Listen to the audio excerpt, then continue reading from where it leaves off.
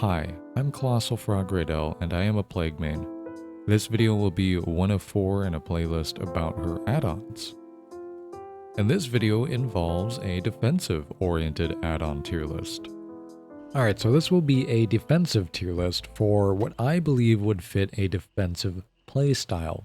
Now, there won't be any builds listed for where this add-on or any of these add-ons will fit in, but rather a protecting gens or a side of the map part of a playstyle. Again, it's subjective.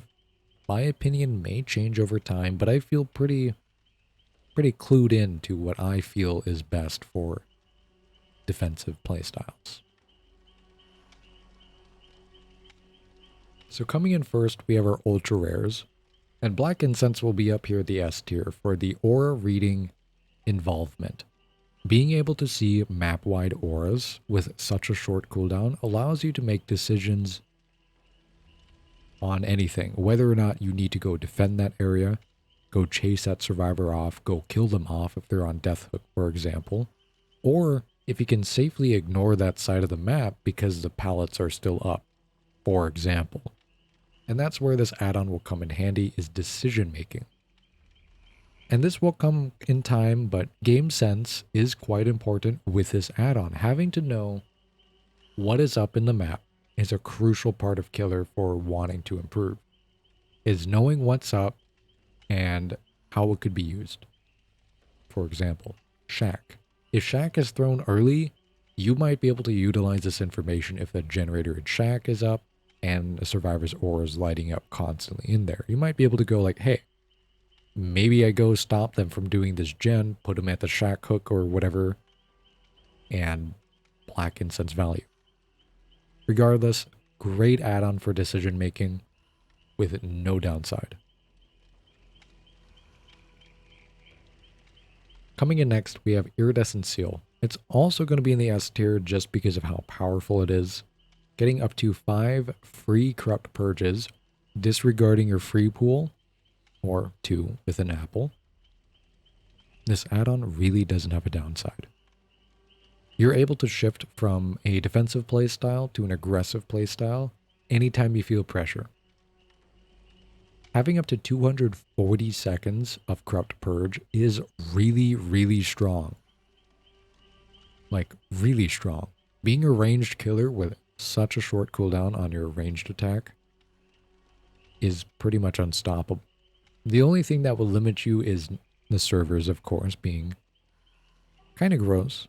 Projectiles not connecting when they should. But aim and where the survivors are.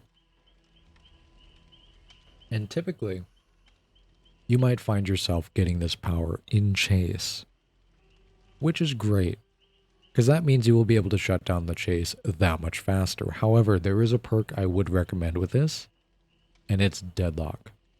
Being able to stop a generator from double popping is really handy, just so you don't waste a use of Iridescent Seal and a Corrupt Purge. There could be other synergies like Tinkerer. That is a great perk with this, so you know when you will get your power, or roughly. Even Discordance would be good, so you know, like, okay, 2 people on a gen, that'll take 45 seconds. You know, do a little bit of mental math, but of course, that might be overthinking. Clear-cut combos would be Tinkerer or Deadlock. Deadlock for sure, just because of how powerful it is. To not lose a free power is amazing.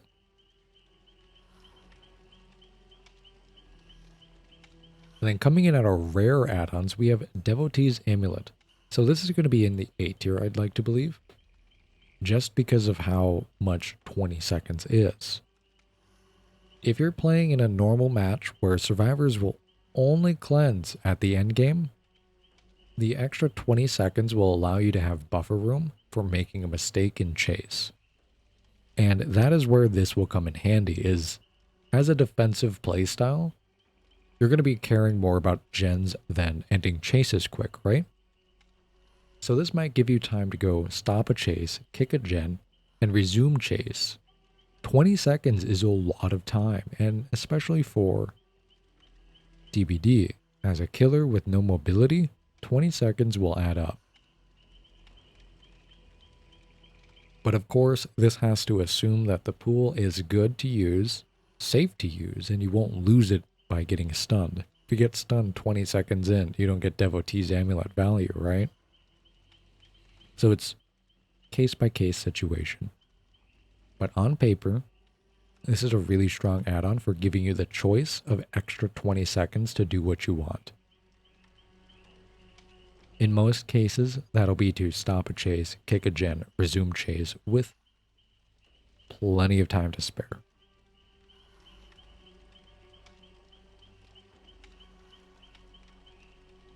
So coming in next, we have Vile Emetic. I'm going to put this low on the tier, maybe even B tier. I'll put it in C for now. Just because for a defensive playstyle, there are better add-ons. And this doesn't really have any place other than maybe doing trick shots, which can help save the game. There are times where a trick shot that I have done changed the course of the match. Very rarely, I can probably count on one hand of the actual times that happen, but in an optimal scenario, I don't think this add-on would be that valued. It's really good to use Corrupt Purge with. However, for a defensive playstyle, again, there are better. So coming in next, we have Severed Toe. I'm going to put this in A tier, maybe above Devotee's Amulet. And as we have said earlier, I believe Toe works for survivors running. And getting a survivor fully infected means you can start your snowball that much faster.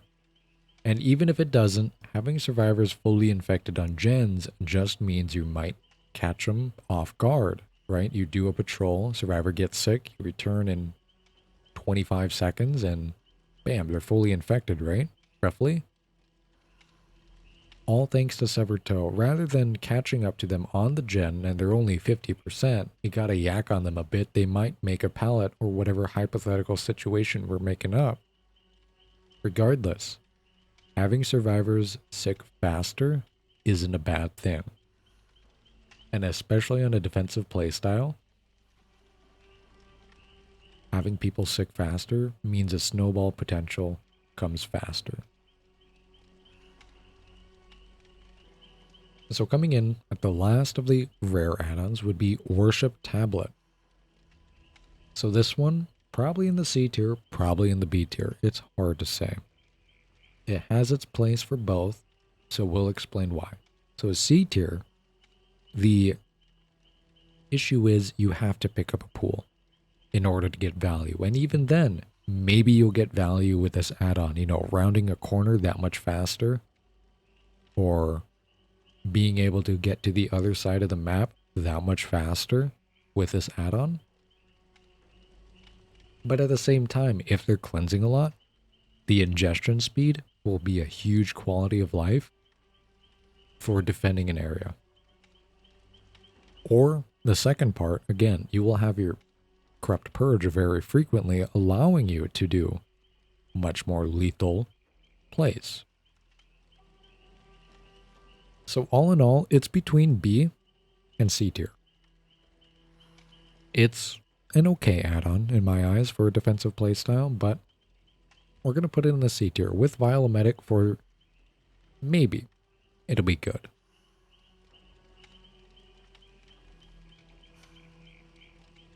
So coming in next, we have the green add-ons. First up, Rubbing Oil. Rubbing Oil, I will put in the B tier. And the reason why is that it definitely fits in the A tier with what it does. And in fact, it's B.5, A.5, 0.5A, 0.5A. It's going to be 0.5A. So top of the B tier, Rubbing Oil. And that's because it's a huge quality of life. Charging up that much faster is huge. But also, it allows you to have survivors react less.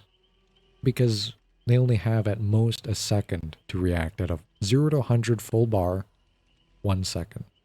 Minimum charge, quarter of a second. With the reaction time being quarter of a second, you can infect somebody really fast and leave them without having to worry. Or infect a side of the map that much faster with rubbing oil because you're able to full charge and just spin, infect everything, whatever it may be. But of course, this is more of an add-on in between aggressive and defensive, but that doesn't mean it's unusable in either situation. Just a huge quality of life add-on that may help you out in chase by getting somebody fully infected that much faster because, again, less reaction time as well as just more constant long streams of puke. So coming up next, we have Exorcism Amulet. This is going to be lower than Devotee's Amulet just because there isn't a lot of scenarios where I'm like, I need an extra 10 seconds. 20 versus 10 for Corrupt Purge is quite a bit of a difference. Whereas 10, it just requires me to be more efficient in chase, whereas 20 will allow me to make mistakes, but also allow me to make decisions like stopping a chase to go defend a gen. Whereas Exorcism Amulet, as stated before, may only make up the time to pick up a pool. And that's the big part of this add-on, is that it only takes the time to go to a pool, pick it up, and go back to whatever you were doing. In most cases. There are cases where you would get a last second hit, of course, but Devotee's Amulet, I think, is better in a defensive situation, whereas this is just to make up time for going to that pool. So coming up next, we have Ashen Apple, and Blessed Apple for that matter too. So when Apple is a wild card, I could put these in any of these tier rows, and I would be like, yeah, that makes sense. And let me explain.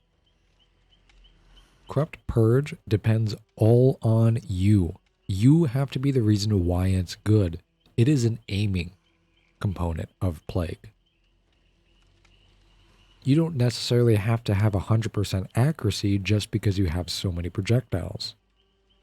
You're not Huntress or Trickster where you have to reload at a locker, or Deathslinger where you have to stop to reload. But you are as lethal as you can be with Corrupt Purge. So you need to make every second count. So getting faster chases and faster injures or downs is important. And that's where it is a wild card, is if you can't exert any pressure with it, you're down one pool. However, if you get a 3-man slug with it, that is an amazing amount of pressure. But again, it's all just dependent on you. You have to feel confident in your decision making to be like, yeah, if I pick this up, I will get value. And in my mind, I run like a bajillion things into checklists. Like, okay, this pool is close. I can pick this up. Maybe I'll get value. Maybe I can slug from there. And then the decision snowball goes from there of what to do and what can I do. And that is what I believe is the best way to go about Corrupt Purge, is what can I do with this? Picking it up just to see if you get value may be a waste. It might not. But for me, I always make sure I can do something with it. And that's where it's a wild card, is sometimes I can't because I guessed wrong. So I'm going to put it in the B tier, both apples, just because of maybe it'll be good, maybe it will be bad. Who knows? It's all dependent case by case. So coming in next, we have Infected Emetic. It's going to be down here on D tier. There are better add-ons for defensive playstyles. If I know, 100% know, the other team is going to cleanse, maybe it could be in C tier, maybe even B, but it's in D tier just because of the numbers. It just doesn't really help you. Sure, you get somebody sick faster, but what does that do? right? So we'll put Emetic Potion in here as well.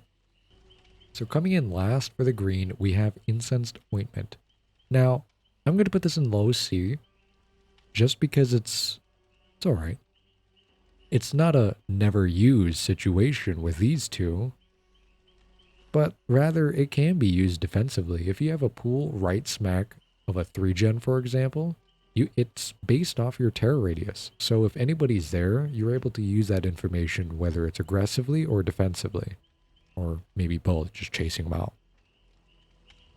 But regardless, that's where this add-on excels at, is providing you information of what to do next. So what you do with that information is up to you. So coming in at the true version of the uncommon, where, we didn't put Apple or Emetic early, we have Hematite Seal. This is going to be in the S tier. And I say that because this 30 seconds allows you to do a wider patrol on the map, allowing you to infect more objects. And by the time you complete a circuit around the map, you might be able to just refresh the timer right on the dot. I don't believe there is a map where if I only infect gens, the timer will end. And that is where this add-on excels at, is giving you breathing room. If you leave an area and a survivor immediately gets sick, it might be worth going to go check, or leaving the area to infect the rest of the map. Whatever you decide is up to you. However, the extra 30 seconds is such a large amount of time that you could twiddle your thumbs on certain maps because you infected everything and you just are waiting for survivors to do something. Now, that could be a good thing or a bad thing. Whatever it is, I think it's a good thing. Letting survivors make the play when you are the one in control, so to say, by having all the gens infected is good. Because it allows you to breathe, maybe find somebody out of position without having to scramble with a 40-second timer, hoping to keep all the gens infected. Hematite Seal will just allow you to have more control on the map, which is perfect for a defensive playstyle. So that's why it's all the way up here in S tier. And then coming in next, we have Potent Tincture. I'm going to put this in A tier. Now, it doesn't really do anything defensively, but this is a nice add-on for quality of life. This will allow you to infect more objects more frequently.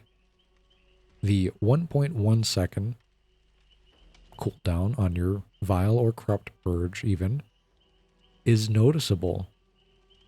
So not only will this help you just infect more objects, this will help you in chase as well, being able to either get hits that you otherwise would not have gotten, or getting survivors fully infected that much faster by cooling down that much faster just to wind up that much faster.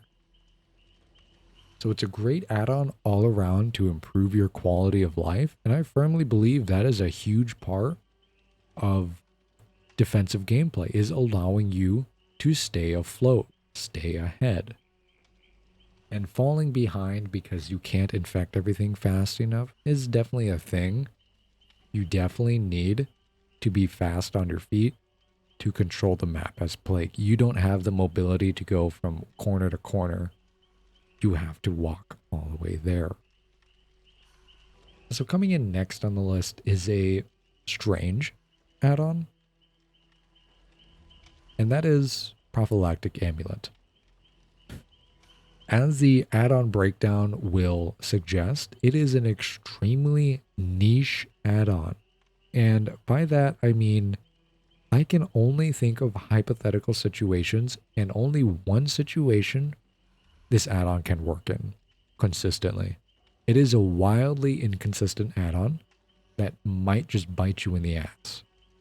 So it's very high in the potential tier list, maybe like a low A, mid B, but in all actuality, I think it's a low D tier. There might be synergies with a team that cleanses, as we will state later, but for a normal Plague match where nobody cleanses, it's going to be really low because there's just every other add-on available. It's the bottom of the totem pole for potential, but very well high up on the totem pole, depending on how the survivors play. And then coming in at the commons, we got Olibanum Incense. This is going to be in the B tier. It is reliant on survivors cleansing, but you can still use that information in the end game even to guesstimate where the survivor is going. But if they do cleanse mid game, you will immediately know which direction they're going if they're not just staying put for the 4 seconds. So this will allow you to have decision making in order to be like, okay, they're going back through the map or they're hugging the wall on the outer edge of the map. They're probably going over here to X or Y or Z, whatever it may be. This helps you with decision making. And information is power, right? And just denying you that isn't a bad thing, because there are better add-ons to use. But all in all, not a bad add-on to use for defensive playstyles. It is, however, reliant on survivors cleansing. So coming in next, we have Limestone Seal. It is the exact same thing as Hematite Seal. Just 20 seconds, 30 seconds. So it's a good add-on. It's equal to this, just with plus 10 seconds. I don't think I would ever run both at the same time, because I don't need 90 seconds of infection. If I need 90 seconds of infection, it's because it's a large map. And even then, I can complete circuits in 70 seconds on majority maps. So it's in the middle of B tier, direct middle, because it's not a bad add-on. Just because it's a worse Hematite Seal doesn't mean it's a bad add-on. It's a really good one. And if you're crunched for add-ons, plus 20, plus 30, not much of a difference. You can definitely cross maps in a minute time rather than 70 seconds. And even then, the plus 10 seconds will not be detrimental. So coming in next, we have Healing Salve. So I'm going to put this on the lower part of the tier list just because it's not really good alone. It's amazing with potent tincture, but in a defensive playstyle, running Healing Salve and potent tincture, for example, is kind of detrimental. You are sacrificing really good add-ons like infection duration, rubbing oil, or the apple potential, or a really minor change in your cooldown. It's amazing with potent tincture, don't get me wrong, but sacrificing an add-on slot for the synergy might be a bit extreme, and this might promote aggressive gameplay.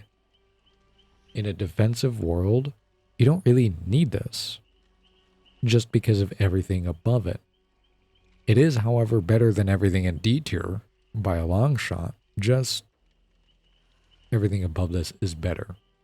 So coming in next, we have Prayer Tablet Fragment. Now, this is a bit of a tricky add-on. It is amazing for defensive playstyles, giving you 80 seconds of infection with just this add-on. An amazing amount of time, or 110 with Hematite Seal. But regardless, giving you plenty of time to go around the map, and if a survivor does get sick, they will get sick 100% faster while interacting. So it's a great add-on for the early to mid game. However, in late game, it will fall significantly down, only because the amount of objects you can infect is reduced. The gens are done. There's only the remaining pallets, the windows, exit gates, and maybe totems. Which even then, if they're doing totems in the end game against a plague, that's kind of weird, but whatever. Great early game add-on. Very end game add-on. Because you cannot directly infect survivors. And survivors will typically cleanse at the end game, right? When you can't infect them, you're an M1 killer. And you do have to hit them twice when they're healthy. So it's definitely a high A tier, I'd say. It's an amazing add-on. Just the flaws from the endgame make it have issues. There have been situations in endgame where nobody was sick, had somebody on hook, and they 4-man out only because I can't infect anyone. And that's where, you know, all the other add-ons would come into play. Just because being able to infect somebody is really good. Alright, so this is a defensive tier list. Very subjective. Some of these add-ons are all malleable. They're all able to be put up, put down. But in my eyes, this is pretty fair for what is a good defensive add-on. The only thing that does change is the apples, for sure. These are a wild card. That's why they're in B tier. They could be game-changing or very mediocre and not really do anything. Dependent on you, dependent on the pools, dependent on the survivors you go against. But all in all, this is a defensive tier list that I find to be pretty okay. So with Severed Toe at the head of the list, or should I say the foot of the list, haha. I'm sorry. I have 11 toes with this add-on. We have Devotee's Amulet and Olibanum Incense? Incense. Ointment. Is it ointment or incense? I believe it's incense. While it might sound but you will be but it's down here, but potent, but even then. But I wouldn't but also there are better but also but again.